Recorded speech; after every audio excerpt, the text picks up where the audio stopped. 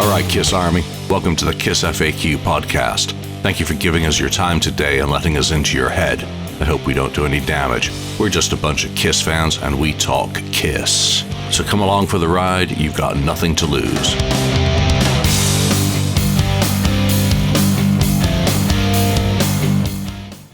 Welcome to the KissFAQ Podcast. I'm your host, Julian Gill. No, wait, Joe Polo's the host. Wait, Matt Porter's the host. How the hell are we going to do this? 3 hosts, 3 podcast alphas. This might get entertaining. But as you can see, I've got 2 powerful and attractive gentlemen with me today. Of course, Podcast Rock City, Joe Polo. Welcome Hi, to the KissFAQ I'm so glad Podcast. to be here. You're the boss today. I don't have a problem with that. All right, get in the back seat. Get in the back seat and tell me that I'm doing everything wrong. Matt Porter from the Kiss Room. Look, I'm honored. I'm honored to be here. Yeah.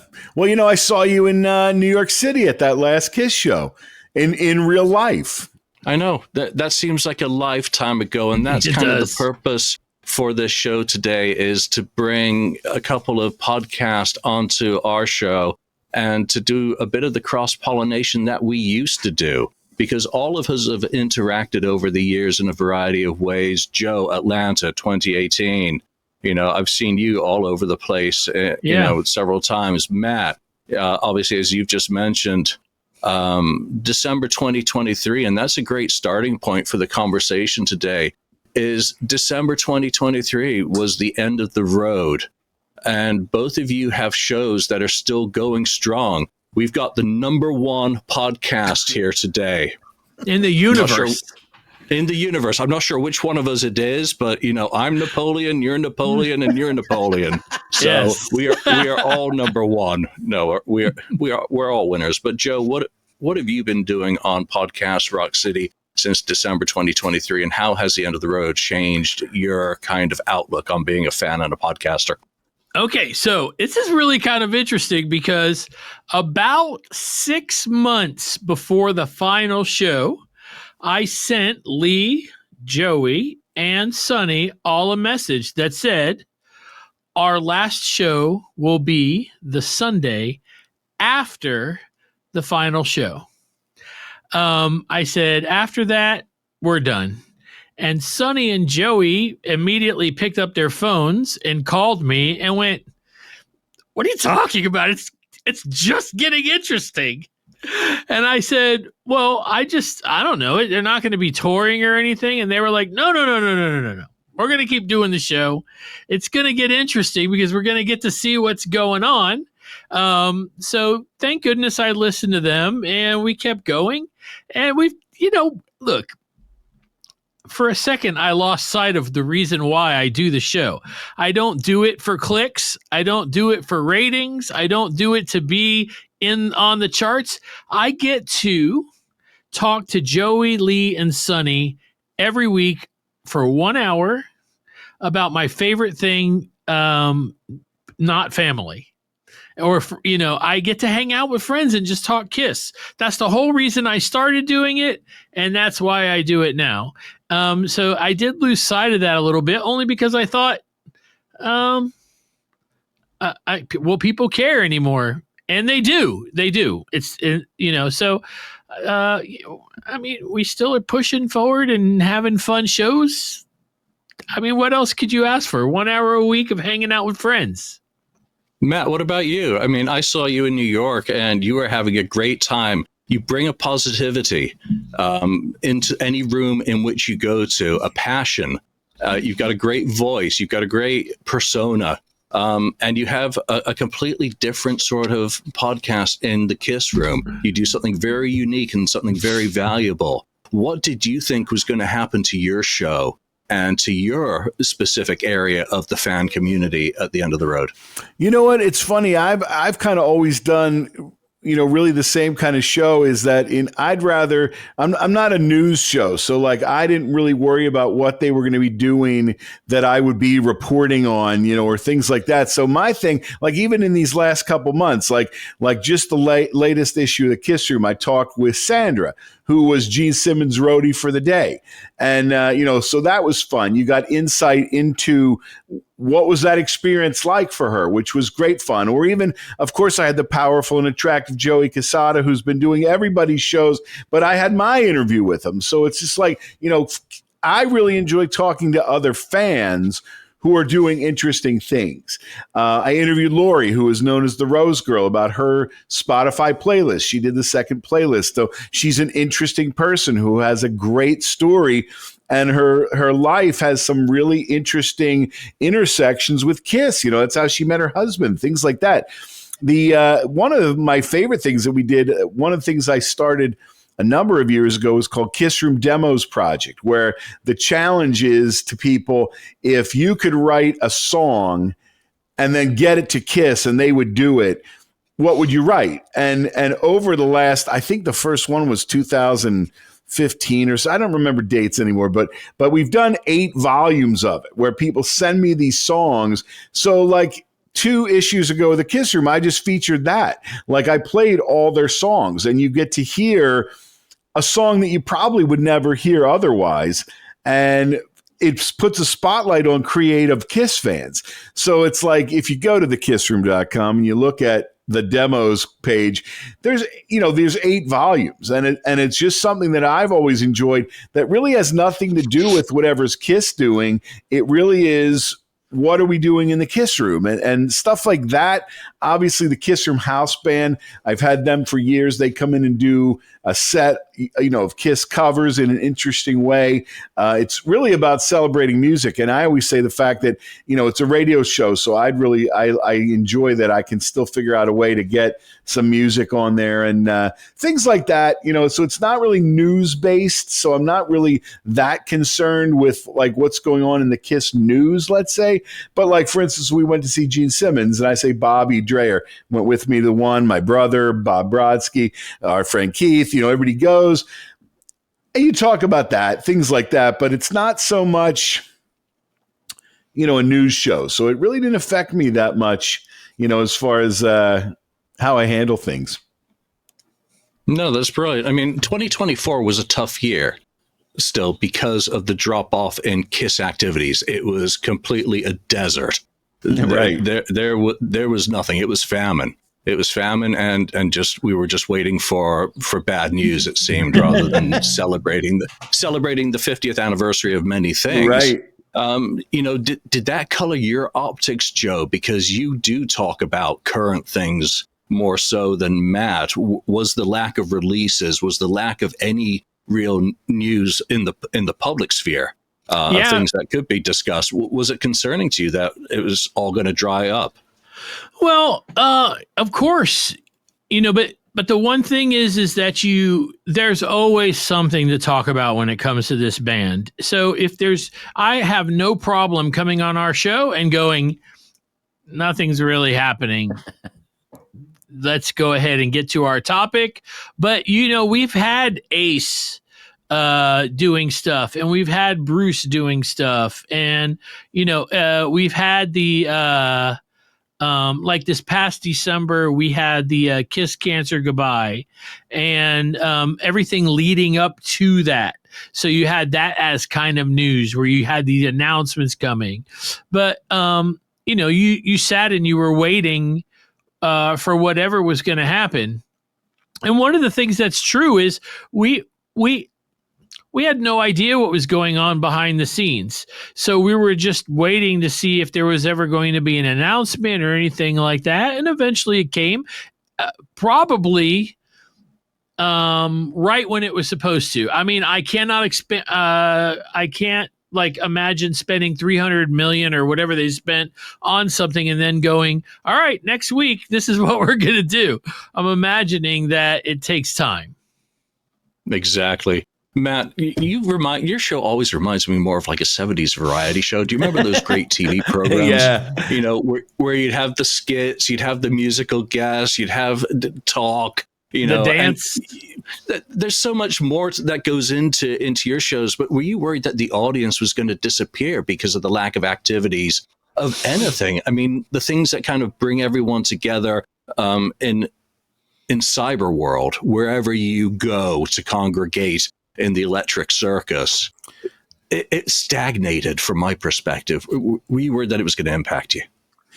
You know what? I'll be honest with you. I don't really even think about it that much because I only, I kind of do the show that I want to do. And yeah, there's definitely, the numbers have dropped off. I think there's a lot of the people who maybe weren't as, like the more casual fans, they don't really need a podcast with me yammering on. So I've noticed, there's probably, I don't probably have as many listeners as I used to, but, I don't really do it for that. I just do it because like doing the show is still the most fun thing, getting in there, and of course, anybody that listens to the Kiss Room, I broadcast from Montgomery County Community College. We have internet radio. I have this beautiful studio. I can go in there and it really is, you kind of get in that bubble where nothing can touch you while you're on the air. You do what you want. You can say what you want. You play what you want. We're not allowed to curse on Montco Radio, but other than that, it really, it's the same fun that it's always been, just trying to kind of make fun situations and talk to interesting people. That's really my thing. I like to have people call in, and really just talk about what they're doing and things like that. Well, before just to expand on what Matt says, when you were talking about like the drying up and all that, I don't think people listen to Matt's show or watch my show or watch your show just because it's Kiss. I think that when people watch our shows and listen to our shows, it's like hanging out with friends. It's like I know that when I turn on KissFAQ, I'm going to see people that are going to talk about things that I'm interested in. They're going to act just like my friends do when we're sitting around, whether it's talking about football, baseball, hockey, politics. We don't really talk about politics, but like or Kiss. So I think that's really the attraction.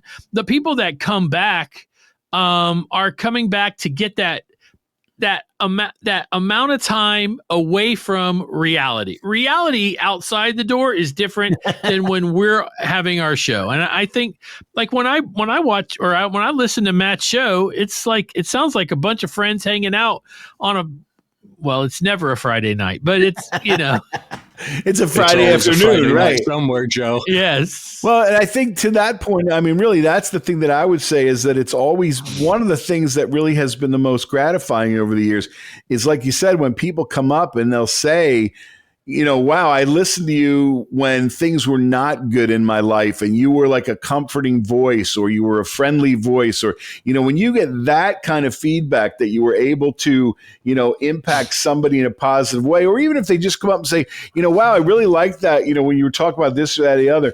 That's always been the thing is like when you get that kind of feedback, it's so rewarding because, there are people that listen and you never know who's going to listen. I mean, it's funny.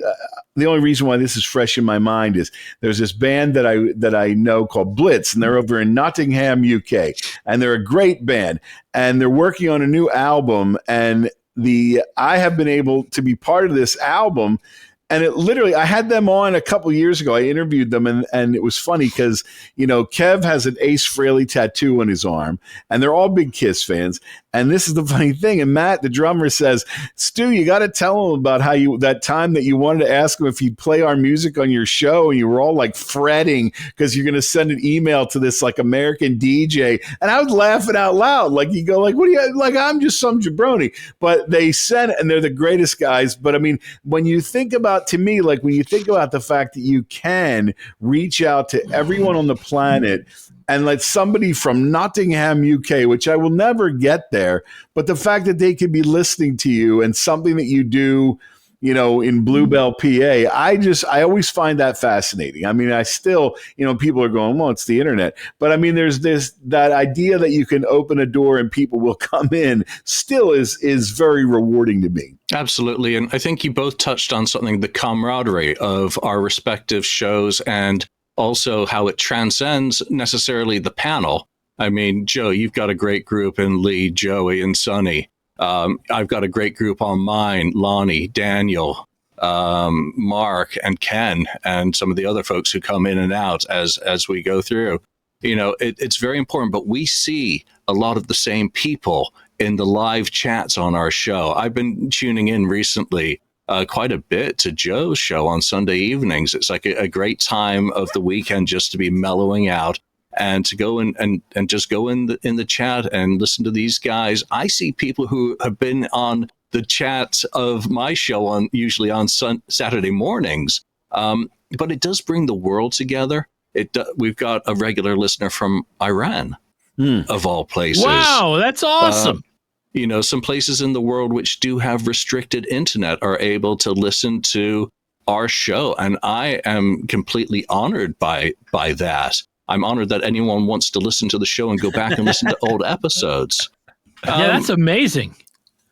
But I think the fans who join in the conversation really keep it vibrant. I want to fast forward to March of this year, because obviously that was when a gathering took place in Las Vegas, and you two gentlemen were publicized after the fact as being part of that group that were brought to Las Vegas. Now, today in Billboard, Per Sundin, the CEO of Pop House Entertainment, did give you a title, and he called you the Superfan panel. So I had been asking, how are we supposed to refer to these powerful and attractive people? We need a collective phrase for them. And Joe, you're not happy with that, are you? I mean, in the end, I really don't care. I can tell you this, and I think I can speak for Matt as well. First of all, I got to hang out with Matt for a weekend, which was awesome. In Vegas. In Vegas. I will like what's happened stays. I know his wife might be watching, so I'm not going to say anything. I'm kidding. But it was I cannot explain how much fun we had. There was no pressure put on us to say, act, or be in any way. We just were grown-ups all hanging out. For the most part, we didn't even talk about Kiss. Wouldn't you say, Matt? It was funny, like even at dinner that when we first got there Friday night, I think we were talking about the difference between Star Wars and Star Trek. Like that was one of the conversations, like just, regular stuff, that you just talk about with people. It wasn't like this super intense Kiss only kind of conversation. It was just, a fun hangout, really. I really enjoyed that. It was a great weekend. Little bit. Yeah, a little bit. This was the thing. At one point, I looked at Matt and I was like thinking to myself, I've got Mark Cicchini. I've got to my left in front of me. I've got Matt Porter to my right. I have one of the gentlemen from Pop House. I've got Tommy Thayer, you got me, and I've got Mike Brunn. And I'm just sitting there and I'm going, I've watched all these people and we're all just hanging out. And right now the conversation is about hockey. It's like, and it's like, and that's what made it so much fun. It wasn't, the dinner was just to get to know everybody. Hi, how you doing? Let's hang out. And then the next day was when we had a meeting, and we had one the next day after that. But it was way more chill than I expected. Way more chill. And when Matt and I actually got off our planes, we had commented, we still had no idea why we were there. Right. Yeah, and we're not going to be going into any of the back details about Pop House and what these guys do within those roles. So if you think we're going in that direction, you can tune out right now, because no, don't do that. I want people to know who these guys are as Kiss fans. I think that's more important for people to understand your backstories and your history. Matt, obviously you would have been in a very similar position to, Joe, is not knowing maybe a lot of what was going to happen when you were there. So Star Wars or Star Trek? You know what? I'm a Star Wars guy. I mean, that's, I always think of that. Look, 1977, I saw Star Wars at a drive-in movie theater in our blue van, and my mom says, I don't think you blinked one time. And it changed my life. I love Star Wars. I was always a Star Wars guy. So that's, I mean, it's funny. I'm going to just go backwards just for a second. The thing that was really remarkable was when you meet these people, like Joe was just saying, when you see people in real life that you really have only ever met on the internet, things like that, it really is kind of mind-blowing. It still is. Like Rockin' Pod was the same way. When we all got together in Nashville for Rockin' Pod, and you're like I'm seeing you guys in real life. Like that's still, there's something amazing about that. So like really when you think about one of the takeaways from the Pop House weekend was all these cool people from Sweden that I've talked to on Zoom meetings kind of similar to this, and now you're sitting there eating with them. And there's something really, I think there's something so cosmic about that, because at the end of the day, you boil it down and you go, well, it's because we're all like into Kiss in some way. And I think about all the people in my life that I've met because of being a Kiss fan. Like Bobby Dreyer, I'll give him like one of my best friends on the planet. In my office at work, I have a giant Kiss poster, and it's the famous what I call the Modco poster, because it shows May 11th, 1974. Kiss was supposed to play at Montgomery County Community College. And I remember him walking in. This is probably like 2000, I don't know, 12 or 13, something like that. And his first reaction, he kind of looks over because I have an office and everything. And he goes, "You're a Kiss fan?"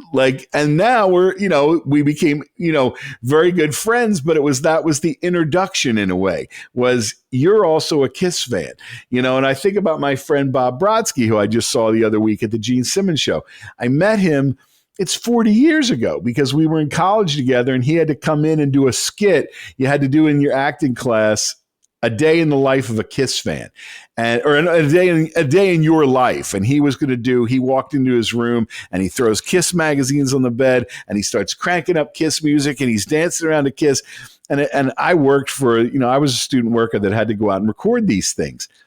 And I remember saying, "Hey, nice Kiss stuff," and you just get to be friends. And so I think that's the thing. Even when meeting all these people, like when we did go to Las Vegas, it's that meeting people in real life that you at least have that jumping off point of something to talk about. And then you get to know more about them. So that was I think that was one of my takeaways. Now, Joe, I had met before in real life. Joe won a fish at the carnival one time, and we had that carnival fish for about 2 weeks, but thank you, Joe. That comes up every time. I remember meeting Julian standing in line in New York City to see Peter Criss's final show. Right. It was raining. He was about 3 or 4 people behind me. I saw him. I was like, "Holy crap, that's Julian. I'm going to go." I said hello. And then I was watching Rocky, and I told my girlfriend, Karen, I want to go and run the Rocky stairs, but I got to put it together where I can be in town at the same time Matt is doing his show. And then that's how I met Matt. It's just like, so, and let me tell you, it's, to some people it would seem so trivial, but to me it was important. I know where I was when I met Julian Gill. I know where I was when I met Matt Porter. These things were important to me. I watched you guys and listened to you guys. You were part of my week, my month, my year, my life, and it was awesome. It's so much fun to be a Kiss fan. I love it. Yeah, I think Matt reminded me of Rockin' Pod that first year. That first year of Rockin' Pod was something very special when we had it was all new. So it was undiscovered country. We didn't know how. Well, everyone got a table except one person. Ken Mills comes in, and just the crowds gathered around Ken. It was just a beautiful scene. The positivity, there is no competition. Everyone does their thing. Everyone is proud of what they do. And for the most part, everyone supports one another and cheers one another on. And it's great to see people. I looked through that photo in Vegas. I'm like, Keith got me my first Kiss-related interview at the Indie Expo in 1998 or 99 with Bruce Kulick. So he's been a fixture And I went to 2 indie expos in the early years, one with the Union, one with ESP playing. So that was his bag back then. And the other expos I went to were his as well. Paul Finn, Kiss in UK. He was around on the web when I was still living in the UK. And I moved to America in 98. So Nico, Strike, I had dinner with him the night after the final show at an Italian joint in New York City. All these people that I see, I'm like, I know that person's from 25, 27 years ago, the Strike fanzine guy. It took me this long to meet him. So I got off seeing that group together and knowing that each one of those people have a passion for this band. They've got a fan experience with this band, and they're smart guys with ideas. I appreciate that. Reassured. Yeah, I really do appreciate that. I'm going to tell you a cool thing that I blew out my knee really bad. I'm supposed to have knee replacement surgery. It got postponed. I could walk okay, but I brought my crutches with me and I stayed on the crutches just so nothing bad would happen. I never met 80% of the people in person. When I walked into the hotel on crutches, Nico was like, Joseph, what's wrong? What happened? He walked over. I was carrying my bags and on crutches. He carried them for me to the desk where I signed in. He carried them for me all the way up the stairs to my room. He didn't have to do that. He doesn't really know me, but he knows me because I'm a Kiss fan. And it was awesome. At that point right then, I was like, this is going to be awesome. This is going to be so much fun. We're all here just to have some fun. And I did. I had a great time. I really hope we get to go again soon. Yeah, it was a blast. We are Kiss family. Don't forget it. Yeah. I think to some point it's why I think music in general, why we relate to it so much, because you take it with you. Like I take all of your podcasts with me because I drive. I have an hour commute every way. So like a lot of the time I'll listen to everybody and you figure you're in the car with me. You know what I mean? Like, I think there's something to that, is that I think it's why people gravitate toward like TV stars or whatever. Cause like you watch them in your house, like you bring them into your house. You know what I mean? So like music, it's in your car. Podcasts are in your car. These voices are in with you while you're doing stuff. And so when you actually do meet people in real life, it's like, wow, you're that voice. You're the person that voice comes from. Yeah. And then seeing it in person and hearing it at like live is really kind of crazy. It's that is the craziest thing that can happen to you. I was at Heathrow Airport. I think it was last year. I'm in the bar having a beer. Just there was some cricket on the big screen. So I'm just kind of watching cricket, having a beer, and I'm on the phone with Ken. We're talking Kiss, and someone heard me talking, and he came up to me. Hey, are you Julian from the KissFAQ podcast? I'm like, what? I'm at Heathrow Terminal 2, Premier Inn, having a beer, and someone comes up to me. That blows my mind. All right, let's get into some Kiss questions. And just before we do, I just want to tell people that Podcast Rock City is the only show I have ever live streamed, listened into your show from 30,000 feet. I was able to stream the video down and just get the audio stream. That was right after you did the thing with Peter. Yeah, you are it. You are the show you're the only show that has ever helped me pass the time in the air live, because I have listened to my guys' shows. Matt, I was going to say one thing before Joe shows off the belt. He's the world champ #1. One of the things that I always think, and I think to almost kind of sum up everything that we talked about, there's such an amazing community of Kiss fans. And the reason why I always think about this, like even just like over the winter, I have a bunch of Kiss hoodies, and I wear them all the time. And people just want to talk to you about Kiss. Like if you're in the department store, the one day I was in the department store returning something to the back, and I see this guy out of the corner of my eye. He's making a beeline across. He sees the Kiss sweatshirt. He wants to talk about Kiss. I'm waiting in the line at the Walmart self-checkout. This young dude comes walking up. He wants to to show me the photos on his phone. Oh, yeah, that's PPL Center. I was at that same show, blah, blah, blah. They just want to talk about it. And I think that's one of the things that's always been incredible, going back to what we originally talked about, that idea of what are you going to talk about on your show? People just like talking about Kiss. They want to tell you what they like. Home Depot that night. We go to the Home Depot, and this guy, I see him. Here he comes. My daughter, of course, rolls her eyes. She can't stand the fact here comes somebody else wants to talk about Kiss. And he goes, you know what my favorite Kiss song is? Beth. And he goes, I love that song. The melodies and that. So, you never know. And his other favorite song, I Was Made for Loving You. He loves that song. Look, I just like talking to people about it. It's a common denominator thing. It's always been the most fun thing to talk about. So that's, I think sometimes, look, having the shirt, having whatever's on that identifies you as a Kiss fan, that goes a long way. People, it helps you identify your tribe. So. Yeah. Yeah. You can't really spot a Ted Nugent fan out in the wild very, very, very easily. Oh, hey, you're still here watching or listening. Why don't you hit that subscribe button or click the like one? And if you want even more, click on the join button on YouTube. Thanks for your support. All right, Podcast Rock City, Joe Polo, what's your Ed Sullivan moment for becoming a Kiss fan? What is the thing that made you notice Kiss for the very first time? I went across the street to my buddy's house, and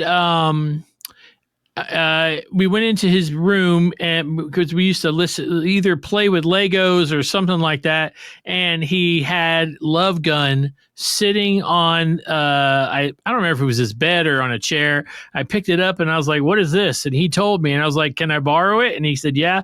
I don't think I ever returned it. But that was the thing, and that was going to be my band, and that was I to be honest with you, up until that point, it was Barry Manilow, Elvis, the Beatles, and Neil Diamond, and whatever my mom played on the radio. So that's how I noticed Kiss. All right. If Joe ever comes over to your house, what's your Kiss items? We have a Kiss kleptomaniac in the house here. Matt Porter. I got stolen stuff right here. All right, we've got the feds online too. Matt Porter, what was your Ed Sullivan moment for becoming a Kiss fan? It's funny is it was the summer of 1976, so you figure what's going on with Kiss at the time. And our neighbor, Lenny Deal, who lived right next to us, shout out to Percy, PA, Philadelphia suburbs, Vine Street, all my Vine Street people. He had the Kiss records. And he would take his speakers and put them out his window on the roof porch next door, and it would be blasting. And of course, he was a couple years older, but we were like, well, what is that? It's Kiss. And now think about that. So that summer you have, Destroyer is out. And then we were getting really immersed in like the magazines that are coming out and things like that. But then when you think about it, you had like, I'm in the sweet spot in 1976. I'm like 8 years old. So it was unbelievable. Like, what were these superheroes like? And look, at 8 years old, I didn't understand everything they were singing about. Like Sweet Pain, it would be years till I had any clue what that meant. And it was one of those things where it was loud, and it was like you could get into. I remember, when Flaming Youth, I'm going to break out of my cage. No, I'm not. I'm 8. I live at home. You know what I mean? Like and it was funny because, and then by the time Rock and Roll Over came out, and then you're rolling right through 1976, man, I was just so hooked. I mean, and I can remember so distinctly, the thing is, like, I always loved comic books. So you'd lay on the floor and you're drawing pictures of Kiss while you're listening to music. And it's funny. I found a couple of them the other day where, it's like, they're funny, like that was what I liked. And my brother, Anthony, and I, we always shared a room. So you get these albums, and we would just like lay on the floor and listen. And that was what we did was, and that, so it's not like a one moment, like I walked in and like, oh, there's Kiss, but it was that summer, really discovering it. It's the same way I discovered Cheap Trick. He had Budokan playing out his window. This is the first song on a new album, and it just came out this week. The song is called Surrender. So Lenny Deal, that was really, thank you, our neighbor, our friend Lenny that lived next door. Nice. Joe, what's the first time that you saw Kiss on television? I didn't get the opportunity to see them on TV like everybody else did. I had one television in our whole house, so that my parents ruled it at night. But I did see. I think it was maybe a Grammy performance or something like that, where they showed them a video of them live. It wasn't them on stage there. It was definitely recorded, but that was the first time I saw them live on the television. The only other time I remembered seeing them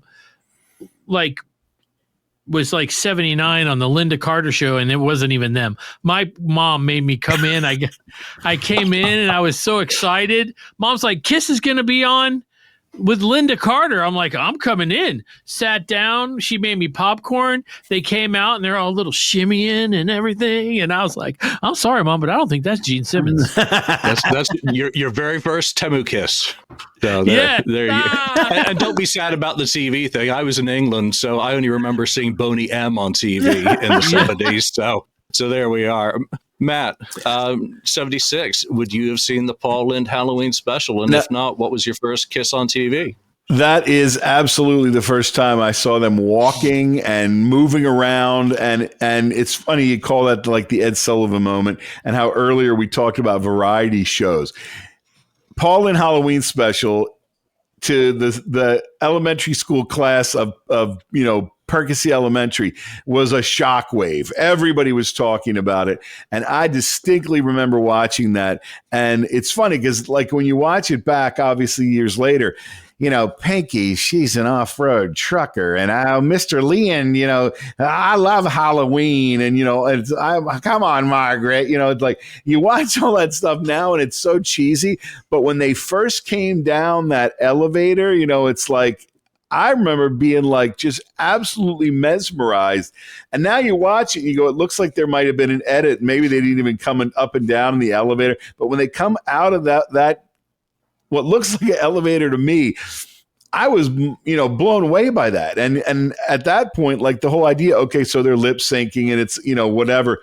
But man, that really was just mind blowing to me. So yeah, Paul Lynde Halloween special, when it was first on, and it was years till I saw it again. But man, I remember that distinctly being pretty mind blowing. It's a classic. It's made a lot of people Kiss fans for a lifetime affliction. All right. Everyone knows I'm a Peter Criss fan, so we're going to do the Trinity here. Your top 3 Kiss songs, Joe, today, your top 3. Because we know it changes minute to minute for some fans. Come On and Love Me, Making Love, I Stole Your Love. Boom, boom. Those are some pretty good high octane. You want someone with cred? Those are 3 great picks right there. Matt, can you top Joe Polo's top 3 Kiss songs? You know what? Really, you can. The one that comes to my mind right away, "Love Her All I Can," has always been a favorite of mine, and I always put that up there, and I always play that in dedication to my wife. I always thought that was an amazing song, and oddly enough, and it's a totally generic pick, but to me, Detroit Rock City, and I'll tell you why, because I have Destroyer is disc number 1 in my 6 disc changer, and it's been there probably as long as I've owned my car. When I walk out of work, no matter what the day I've had, if I turn that one on, by the time the little skit with, you hear him getting in the car and everything like that, by the time that starts to the time I get to the exit of where I work, the guitars kick in. And you just feel so much better. And there's something about Detroit Rock City, that song, that really has just always just fascinated me. And then a third pick, it's funny. A lot of time, like you said, it could change day by day by day. Oddly enough, one of my favorite Kiss songs is "It's My Life." I was so thrilled when that finally made it out as on the Gene Simmons version of, with that demo, because I've loved it ever since Wendy Williams did it on that album. And that's one that makes it to every one of my lists. And the fact that when they put it out in 2001, you go, okay, that was a good version of it. But that latest version that they just put out on the Creatures box set, I think that's amazing. And that's a song I never could figure out why it never made it more to the, like, why did they never include that? I freaking love that song. That's all that matters. We love it. They just create for us. You know, they don't have to love it. It's us who count in this equation. Joe, what color Kool-Aid are you? What's your flavor? Who's your guy? If you got to pick one of them that you just always did something for you. I'm always going to be a Paul guy. I mean, there's just so I will tell you that I was a Gene guy. And then one day, I turned on one of those videos, Kiss Confidential or something, and they were talking about Paul on stage, and it showed him, you know, this is no makeup, and he showed him jump and do a split and fall on the ground and keep playing. And I was like, man, you know what? I can't believe I missed all that. Paul is a badass. And yeah, so, but really, I mean, I love them all, but Paul is definitely my guy. Nice. That's a great answer as well. Matt? Gene, all the way. You know, it's funny. Gene, I think just because I've had a couple really good experiences meeting Gene, you know, getting to be on stage and sing Rock and Roll All Night when he did that on the solo tour, like I'm standing shoulder to shoulder with him. Gene has always been that powerful figure that I think is the fantasy of being a rock star. You don't want to think of him in the red-footed pajamas and the sisters are making him sleep on the floor. And, you know, no, he's Gene. You know, you got to look over your glasses and, hey, you know, it's good to be me. You know, you want to think that, you know what I mean? It's like, so I think, you know, really, and like I said, I've had a couple really nice experiences when I met Gene that, Gene is just a power figure. Gene is the guy. Gene was elemental. Gene was like Lemmy in makeup. He just was rock and roll. He had that attitude and panache.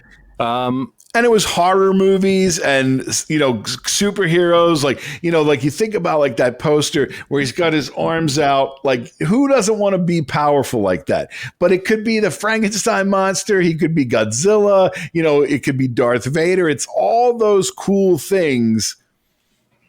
Gene Simmons. All right. Your favorite Kiss album. What is your go-to album? You know what? Right now, like I said, it's Destroyer. I think I have in CD Changer 1 is Destroyer. CD Changer 2 is the remastered version of Alive from when they did that box set a couple years ago with and I love that. And those are the top, they're number 1 and 2 in the Changer and have probably not left those positions. And like I said, I think Destroyer in a lot of ways, Destroyer because I tend to go to Detroit Rock City right away, but every song, it's comforting. Like there's something about it. Like you can't listen and not just be smiling, you know, or doing the arm moves that you want to do while you're swinging your arms back and forth. You know what I'm talking about. But I think I go to Destroyer a lot. You know, it's funny. You know, we're recording this today. Unmasked was the anniversary of Unmasked, and I listened to Unmasked on the way home because I was like, "Well, it's the 45th anniversary. Let me throw that in." And you know, that has a bunch of great songs. You know, it's funny. There's you know, which is I think why we're probably still talking about Kiss is because there's 57 flavors. You know, one day you feel like this and you go with this album. One day you feel like this and you go with that album. But to make a short story really long, Destroyer. Nice. No, that's what podcasters do. Make a short story very long. Joe, what about you? Favorite Kiss album? It's very hard for me to pick one because every album it's kind of sentimental. So like I have different periods in my life where I was really into specific things, but I think Love Gun is definitely right now. In a month, it could be Creatures, and a month after that, it could be, you know, something else. But right now, Love Gun's I'm really big on that. It's such a great record. Mm-hmm. I don't, you know, but I would say, yeah, that's it. I mean, if we're going to take out the live albums too, because, you know, if you throw in the live albums, I could listen to Alive 2 every day. But Love Gun, I would definitely say studio album. I think it's the diversity of Kiss that really helps us continue on with our shows, to have a fresh flavor of Kiss every day of the week, if we so choose. There's a different album for every mood. Right. There's always a new way of listening to something or looking at something if you're watching a video. Where does your transformation come from just being a fan of the band and going to shows into picking up that microphone? What was the catalyst that made you decide, I'm going to do a podcast and I'm going to be the host of a podcast? Joe, let's start with you. I listened to a bunch of podcasts, but the one that really like Kiss podcast, like my all-time favorite Kiss podcast is Kissery Science Theater. I loved that, and I was like, man, those guys are sounding like they're having so much fun. I would love the opportunity to do that. So I just talked a few friends into doing it. One was Lee. She's original podcast Rock City. And I was just like, we could do this. They just stick up. As a matter of fact, and we're all musicians. We have microphones. We have a buddy that has a studio. He set it all up. He worked the board. We didn't know what we were doing. And if you listen to the early episodes, they sound okay, but I mean, but that's, at that point I was like, this is just going to be fun to do, and truth be told, I was getting divorced. So I needed, again, I needed something to do. Could have taken up painting, Joe. It's true. Nice distraction. How many years have you been going? This is June will be 12. Yikes. We're getting old. We're getting old. It's true. Matt, what about you? Why did you pick up that mic? Or why did you start using that mic for Kiss purposes? It's funny because going back into even like high school, where I went to high school, they had a TV studio. And so I was really lucky by about ninth grade to walk in, and we knew the man who was in charge of it was Dr. Warner, was a friend of our family. And I remember him saying to me, you should come down to the media center. You'd enjoy this. You would enjoy what we're doing. And so here I am, like ninth, 10th grade, walking into this media center, and we were on like cable access. So like this is way like prior to like YouTube or any of that stuff. I'm in people's homes doing like little movies and, the news and the weather. We did a thing called News Scene, and it really changed my life. Was this, and it's the only reason I say it is because I watch like stuff that we did back then. Now you figure you're talking over 40 years ago, and I'm doing the same kind of thing. Hey, if you want to win a prize, you should write to us here, blah, blah, and it's the same thing. And it was just, and it really changed.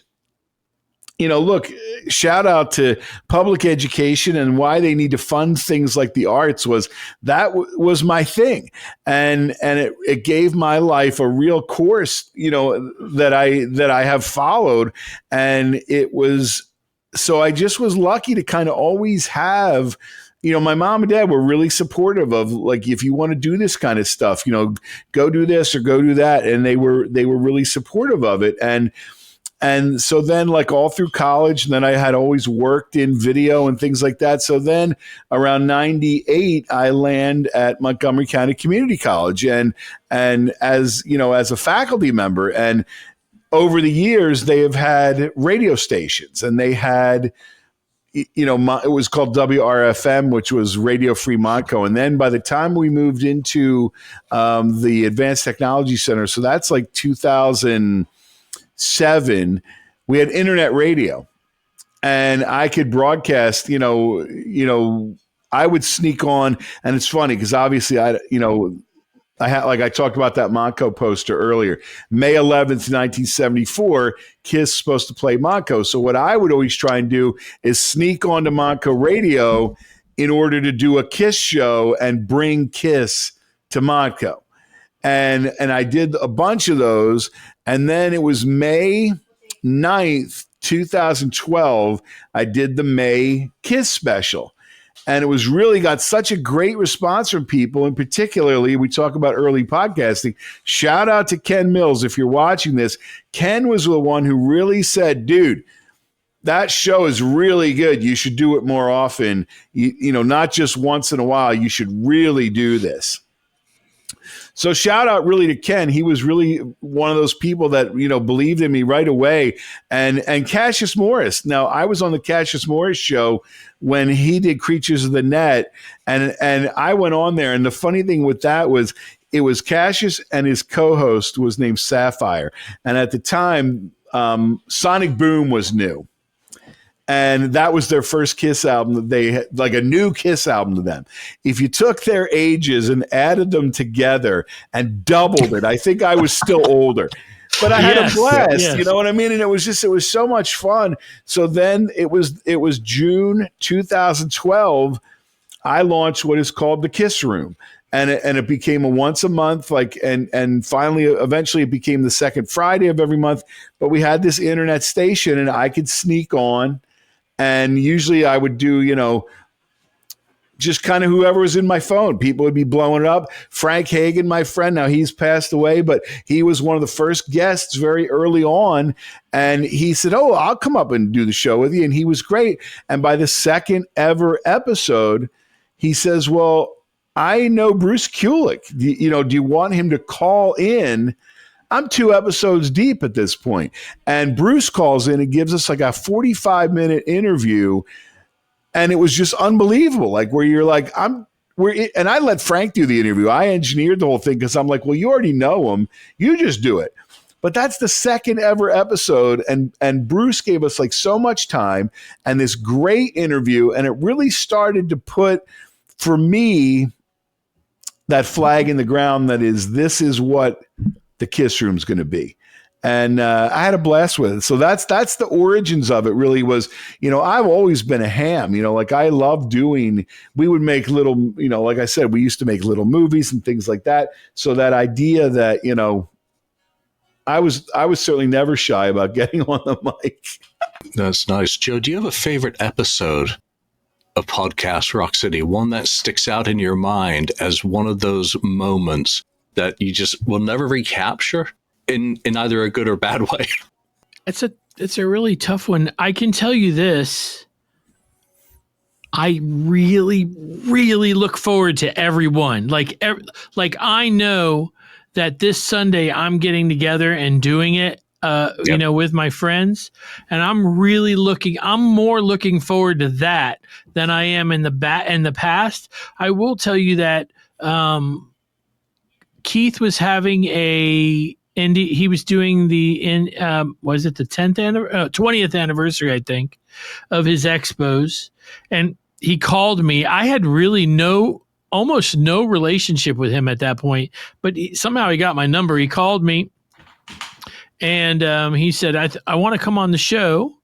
Can I, that was when if you guys remember, he had, Michael James Jackson went on 3 Sides to promote, and then we got, I want to say we got Eric Singer. And we got Eric Singer, and we had Michael James Jackson come on at one point, and Sonny unfortunately was away for work, and when he landed, it was just me and Jody. He landed and he called me. He said, "What the hell happened?"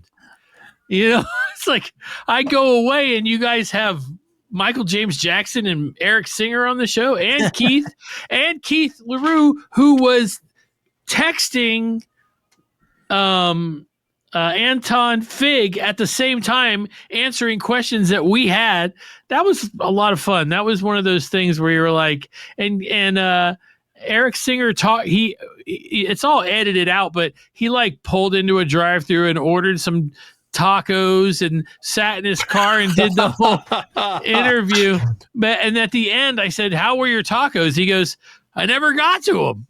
It's like, but so honestly, that was a really good one. Matt, what about you? Do you have a standout episode other than the next one?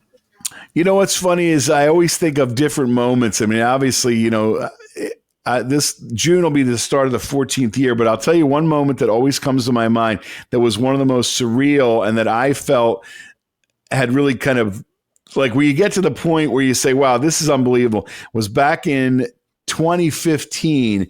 We had teamed up with Live 75 to bring them to Montco. And we did a show on May 11th, to promote that they were coming. And they brought with them J.R. Smalling and Len DeLessio. Oh, wow. And so in the studio is Len DeLessio. So you figure took every great photo, those early photos of Kiss, everybody knows them. And there's J.R. Smalling. And at the one little capsule moment was at the end where I always go around. I say, okay, do you have anything else you want to say? And he leans right into the mic and we could see him wind up. And he says, you wanted the best, you got it. The hottest man in the land, Matt Porter. And that one soundbite, that's like my ringtone that's my alarm to wake up in the morning. And that's awesome. It was so surreal because you say to yourself, this is that voice from Kiss Alive. You drop that needle on Kiss Alive and it's JR.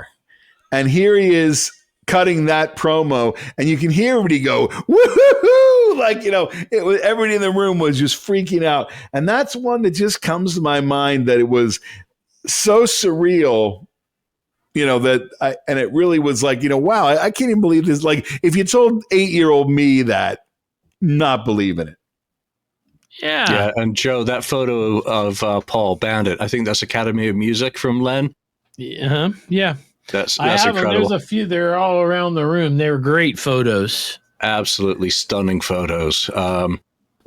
Let's get back to a couple of questions about Pop House, because I'm sure people are going to want to kind of know a little bit about you and Pop House now that they know a bit more about both of you as Kiss fans. Joe, why do you think you were chosen to be a part of, let me make sure I get this right, the Superfan panel? Well, I mean, honestly, I don't know. I do know this. Okay. They interviewed us. I believe that I have a good attitude. I can say that I don't like something without shitting all over it. Mm-hmm. There's a way to say I don't really like that without crapping all over it. I'm willing to listen to anybody's side, obviously, that we do it on the show. Sonny, 90% of the time is disagreeing with me. Joey's disagreeing with me 77% of the time, and Lee disagrees with me about that much. So, but I'm willing to listen and go, oh, maybe you have a point, or still stand my ground and go, no, I don't think so. But also, I think I'm easy to work with. Nobody has to worry about me puffing out my chest and going, I'm the best, I know the most, I'm the greatest. And I think that people know that. That's why I'm sitting here with you. I'm not kidding. I watched your show one time driving home from Florida, Julian, and I remember thinking, I'm so proud of these people for sticking with what they do. And I mean, I'm just a team player, but I'm not afraid to say, get in the huddle and go, that's the wrong play. Yep. That's the wrong play. Don't run it now. Pass. It's a pass. And I got news for you. We did that. Yeah, but you'll be you in real life as you would be in anything that you do. You are you. You're not some fake or some fraud, a poser. Right. What you see is what you get with Joe Polo, and I know that for a fact. Right. Matt, why Matt Porter? I'm going to give a shout. I'm going to give a shout out right away to Keith LaRue. I mean, I think Keith was the one who was kind of charged with creating this panel, like working with Pop House and finding people. And the one day I was driving down 422 and my phone lights up and it's Keith, and I'm like, wow, this is cool. And he says, hey, look, they're putting this thing together. I thought of you right away. And so really, Keith, it's like, you think about, the opportunity now, and a lot of it, I've been on the radar maybe for a while, like I don't know if anybody remembers it. They had a contest back in 2009. You had to make a video telling why you were the ultimate Kiss fan, and I managed to win one of those 5 spots. So like, you get on the radar, you know what I mean? It's like, they used some of my pictures on Kiss Online the one time, and he sent me a stack of pics, hey, look, thanks for letting us use your pictures. And I'm like, of course you can use my pictures. But I think, and, doing the Kiss Room, obviously anybody that has listened to it, we just have fun with Kiss. Like, that's the whole point, is I'm somebody that I don't really, there's people who want to crap on everything. I look for the fun in it. And I think maybe that's what they were looking for was, how are people still going to be having fun with this? And like you said, right at the start of the show was like, after that last show, did you think it was over?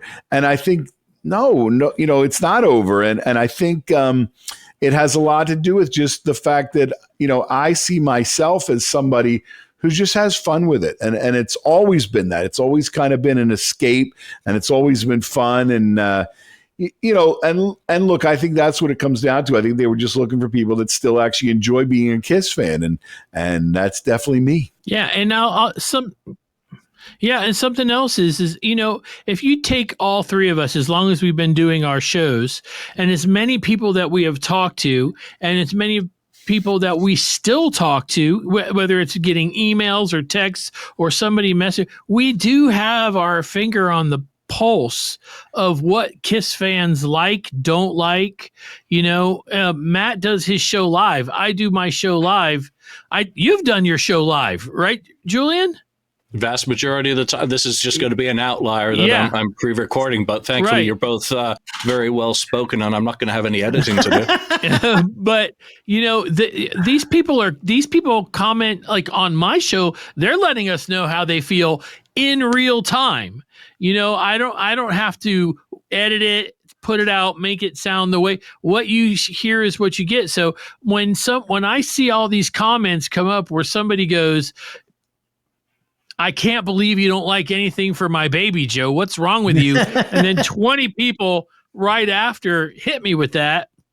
Or, pick the subject. I get to see what Kiss fans think immediately. And it doesn't matter how many people are in the room. They're very vocal. And they'll let you know. That's a big part of it too, Yeah, the fan opinion live in real time is a fantastic part of the show. It's such a critical part of the show, getting that feedback instantaneously from people who've given you their time and their ears. You both answered the second part of my question of what you bring to the table in the Pop House equation as a fan. I think that's clear and obvious and doesn't need any further answer.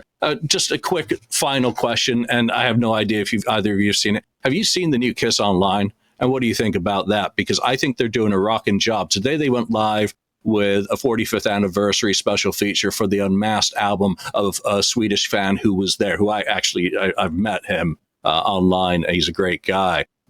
Don't you think they are doing a great job? I'm torn on that, actually. I like the website.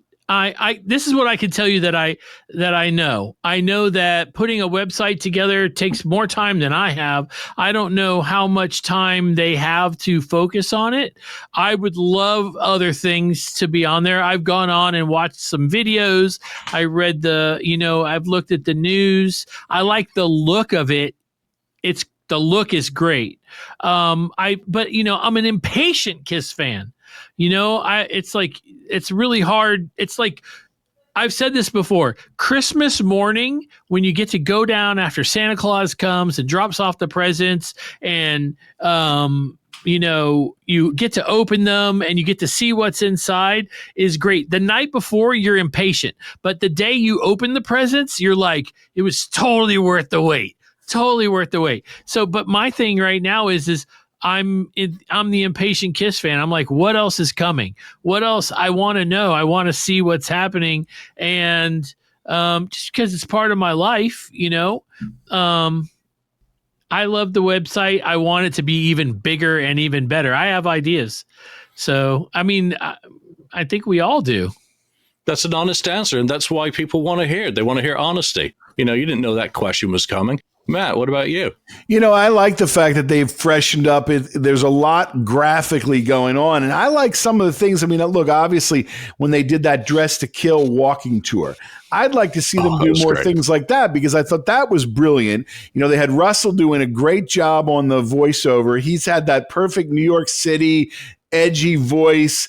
I'm talking to you and I can smell the hot dogs down the street, and to me, that's the kind of stuff that I think they really need to focus on, because one, general admission, everybody could do it. No matter what part of the planet you were on, you could listen and participate. Now, you didn't necessarily get to walk around the street, but that kind of thing, I think that's the step in the right direction. You want to do things that let everybody join in.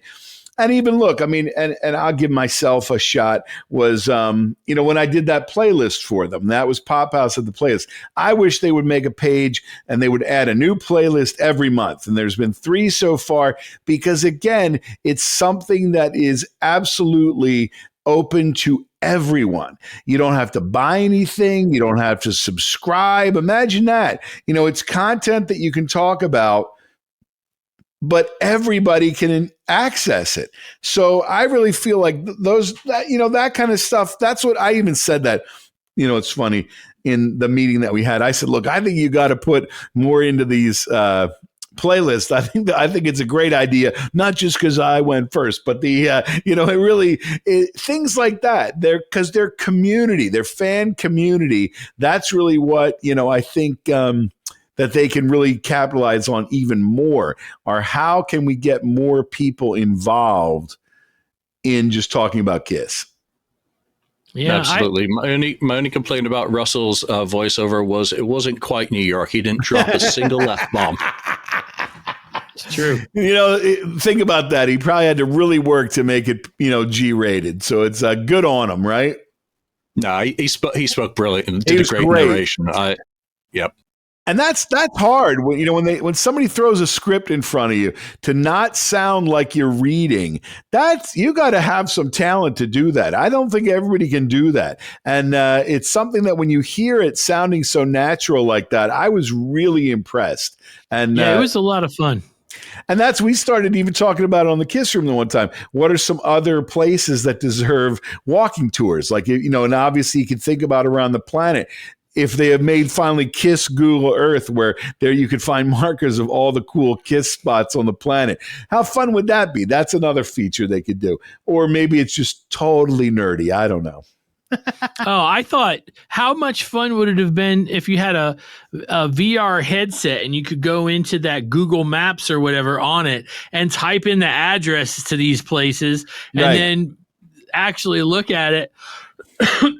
I also thought it would be great if the website played music. And I don't mean like you clicked on it. I mean, as soon as you got there, there was like an all Kiss radio station running where you didn't know what era was coming, what song was coming, any of that. That would be so much. I would stay on the site even longer, reading, looking, exploring.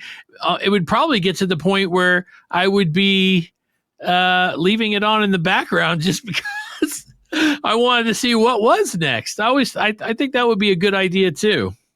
Yeah, especially if the songs were introed by fans, so great idea. That would be a great tie-in, great engagement. Here's one guy, just a quick story, Crazy Nights was the first single I ever bought for Kiss, so let's give it a listen to that, blah, blah. You keep it a paragraph is what you get for your shot.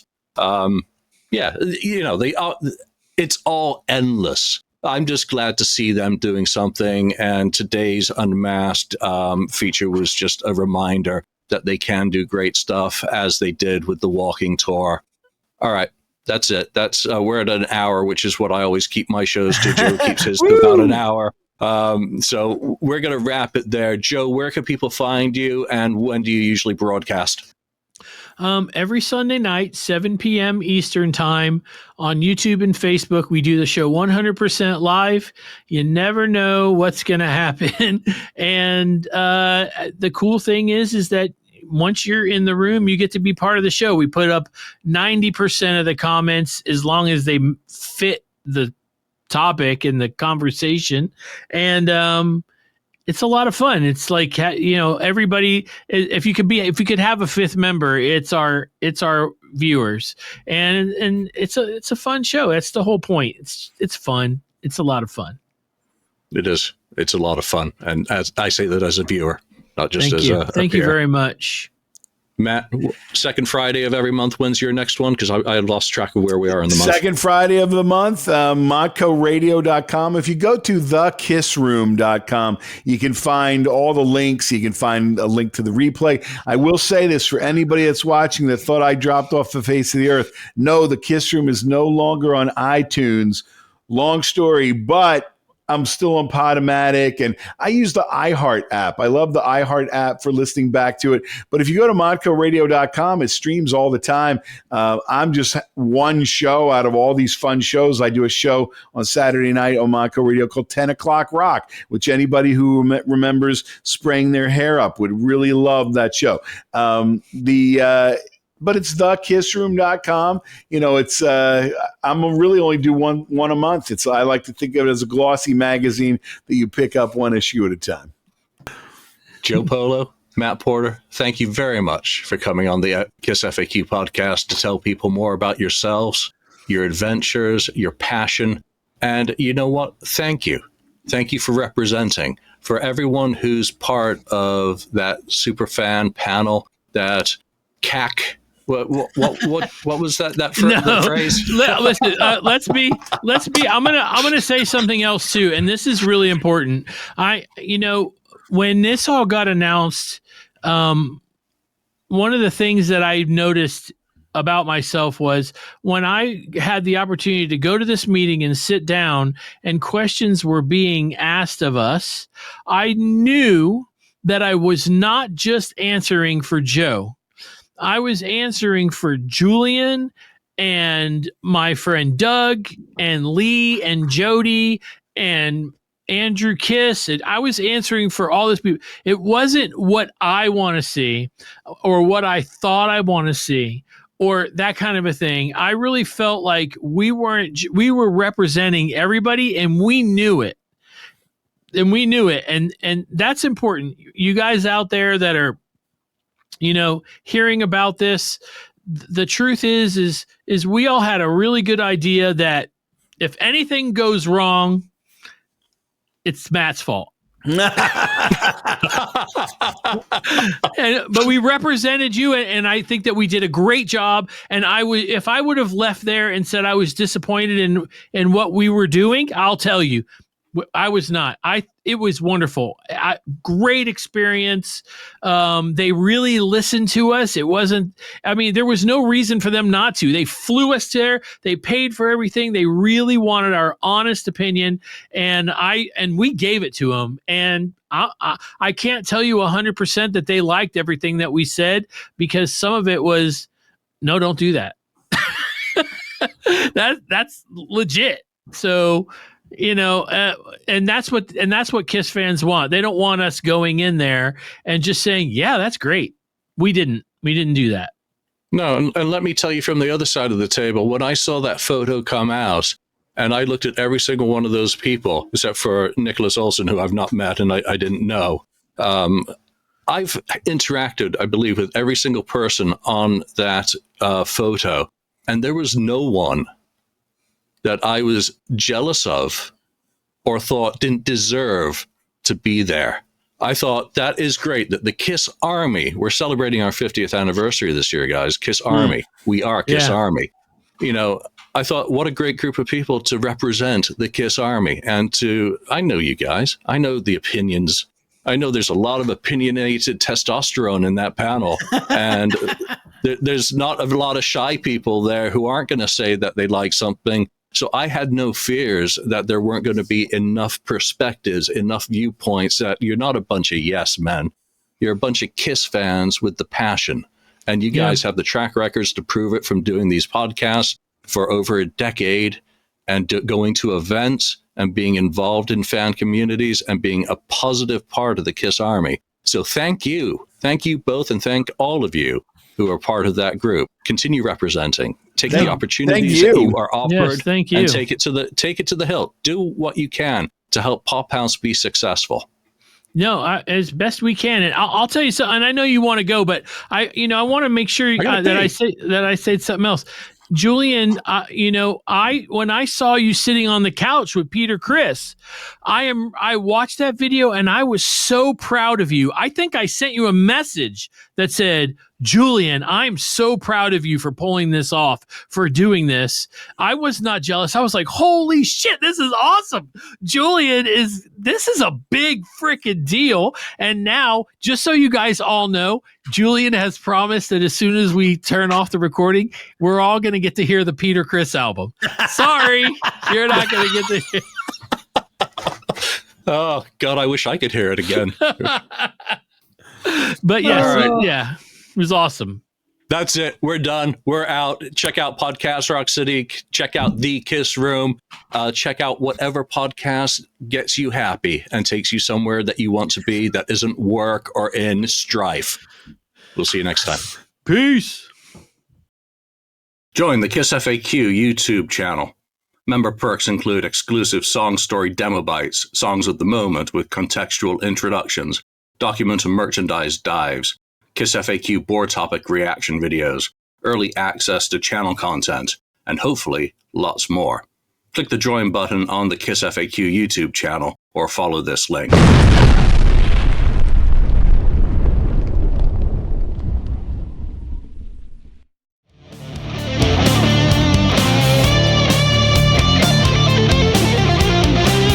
Thank you for spending time listening to the KissFAQ podcast today. All sales are final. There are no refunds. If you'd like, look us up on Facebook or come over to the message board and discuss the topics we've broadcast today. Don't forget to hit subscribe wherever you've listened to this show, and a like would very much be appreciated.